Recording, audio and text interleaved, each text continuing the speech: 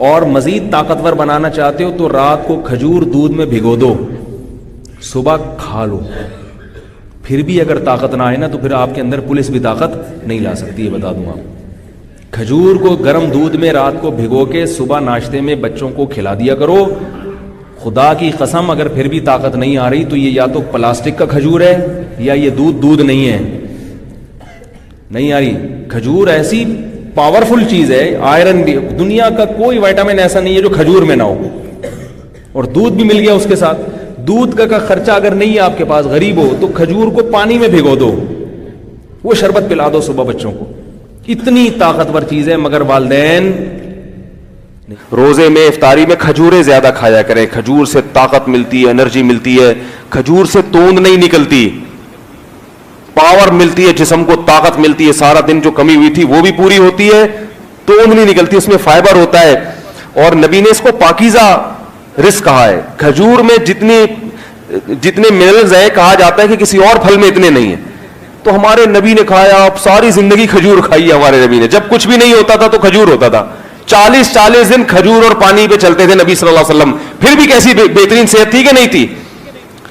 ایسی بہترین صحت کہ ایک صحابی صحیح بخاری میں بیان کر رہے ہیں کہ نبی صلی اللہ علیہ وسلم سفر میں اپنی 9 بیویوں کے ساتھ تھے. بات بظاہر حیا کے خلاف ہے لیکن اب حدیث میں ہے تو میں بیان کر رہا ہوں. فرمایا کہ ایک رات میں 9 زوجہ کے پاس آپ صلی اللہ علیہ وسلم نے چکر لگایا. تو صحابی نے کہا کیا یہ ممکن ہے کسی مرد کے لیے؟ تو فرماتے ہیں کہ اللہ نے ہمارے نبی کو 40 مردوں کے برابر قوت دی تھی.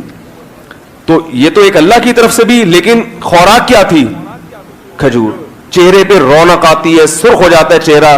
بچوں کو کھجور نہیں کھلا رہے, اور کھجور ایسے کھاتے ہیں کہ میرا دل چاہتا ہے یار یہ بھی چھوڑ دو, نہیں کھاؤ, یہ ناشکری ہے. نبی نے فرمایا جس گھر میں کھجور ہے وہ گھر والے بھوکے نہیں ہیں, یعنی گھر میں ہر وقت کھجور ہونی چاہیے.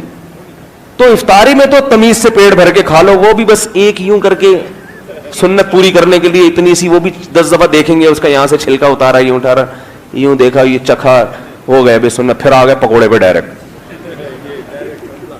اور یہ جو آلو کے سموسے ہو رہے ہیں, ان میں سموسوں کے پتہ نہیں یہ لوگ چھلکے دھوتے بھی ہیں وہ آلو کے, وہی مٹی والے آلو کے چھلکے میں اتنی مٹی ہوتی ہے, وہ دھلتی کہاں ہے اتنے آرام سے.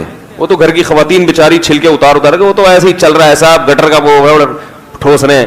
کھائیں سموسے, میں منع نہیں کر رہا, ہم بھی کھاتے ہیں, ایک آدھ ہم بھی کھا لے, زیادہ نہیں کھاتے.